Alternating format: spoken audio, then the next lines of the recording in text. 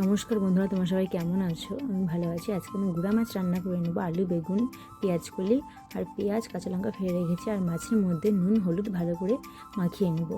গুঁড়া মাছগুলো আমার শাশুড়ি মা বেছে রেখেছে, তো এতে আমি ভালো করে নুন হলুদ মাখিয়ে নিয়ে কড়াই বসিয়ে দিয়েছি। কড়াই গরম করে কড়াইয়ের মধ্যে আমি তেল দিয়ে দেবো।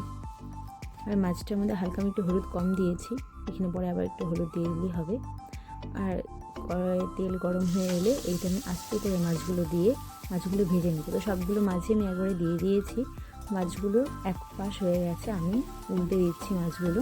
আস্তে আস্তে উল্টাতে হবে যাতে মাছগুলো ভেঙে না যায়। আর তোমরা দেখবে আমার কিন্তু একটা মাছও ভাঙেনি, আমার দুপাশেই ভাজা হয়ে গেছে। এখন কিন্তু আমি মাছগুলো নামিয়ে দিয়েছি। এখন এখানে আমি রাঁধুনি দিচ্ছি। রাঁধুনির বদলে তোমরা শুধু পেঁয়াজ দিয়েও করতে পারো, তবে রাঁধুনি আর পেঁয়াজ তোমরা যেটা দিতে পারো সেটাতেই ভালো লাগবে। আমি রাঁধুনি দিয়েছি, পেঁয়াজ দিয়েছি আর কাঁচা লঙ্কা ফাড়া দিয়েছি। তো এটা ভালো করে নেড়ে চেড়ে পরে কিন্তু আমি আলুগুলো দিয়ে দেবো আগে, কারণ আলুগুলো কিন্তু সেদ্ধ হতে একটু বেশি সময় লাগে। আর বেগুন তো এমনিতেই গলে যায়, পেঁয়াজ কলি বেগুন, তো আলুগুলো একটু ভালো করে নাড়াচাড়া করে লাল করে ভেজে নিচ্ছি। তারপরে আমি পেঁয়াজগুলো আর বেগুনটা দিয়ে দেবো। আর বাটিতে নিয়ে নিচ্ছি হলুদ, লঙ্কার গুঁড়ো আর সামান্য কাঁচা তেল দিয়ে দিয়েছি। আর এখানে অল্প জল দিয়ে ভালো করে মিশিয়ে নিতে হবে। আর এদিকে দেখো ওটা ভাজা হয়ে গেছে, এখানে আমি পেঁয়াজগুলো আর বেগুনটা দিয়ে দিলাম। আর এখানে কিন্তু আমি ভাজা জিরাও অ্যাড করতে পারি, তো ভাজা জিরা আমি অ্যাড করবো না। আমি এখানে কাঁচা জিরের গুঁড়ো ছিল, জিরের গুঁড়ো এখানে মিশিয়ে দিয়ে দিয়েছি। আর এখানে এই সবজিগুলো ভাজা হয়ে গেলে এখানে একটু লবণ আর মশলাগুলো দিয়ে দিতে হবে। দিয়ে ভালো করে নেড়ে চেড়ে ভেজে নিতে হবে।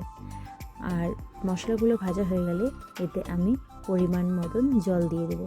আর আমার সবজিগুলো কিন্তু প্রায় আধা সিদ্ধ হয়ে গেছে। আমি এইখানে জল দিয়ে এখন ঢেকে রাখবো কিছুক্ষণের জন্য। তারপরে ঢাকনা উল্টানোর পরে দেখো আমার সবজিগুলো সেদ্ধ হয়ে গিয়েছে। এখন আমি মাছগুলো দিয়ে দেবো। আর দেখো আমার একটা মাছও কিন্তু ভাঙেনি। আর মাছ দেওয়ার পরে আমি ধনেপাতা দিয়ে কিন্তু নামিয়ে দেবো। গরম গরম ভাতে মাছের তরকারি নিয়ে কিন্তু খেতে বসে পড়ছি। সবার প্রথমে মাছের তরকারি দিয়ে খেয়ে নিচ্ছি। আর মাছের তরকারি কিন্তু প্রচুর ঝাল হয়েছে, কিন্তু টেস্টও হয়েছে। আমি নিজে রান্না করেছি, নিজের প্রশংসা নিজে করছি এমনটা নয়, এইভাবে যে রান্না করবে তারটাই অতুলনীয় স্বাদ হয়ে যাবে। তোমরা একটু খেয়ে দেখো বন্ধুরা, খেতে কিন্তু দারুণ হয়েছে, ঝাল হয়েছে, কি বলবো। এরকম মাছের ঝোল রান্না হলে কিন্তু এক থাল ভাত অনায়াসে খেয়ে নিতে পারবে যে কেউ। বন্ধুরা তোমরা কিন্তু লাইক কমেন্ট সাবস্ক্রাইব করে কিন্তু একদম ভুলবে না।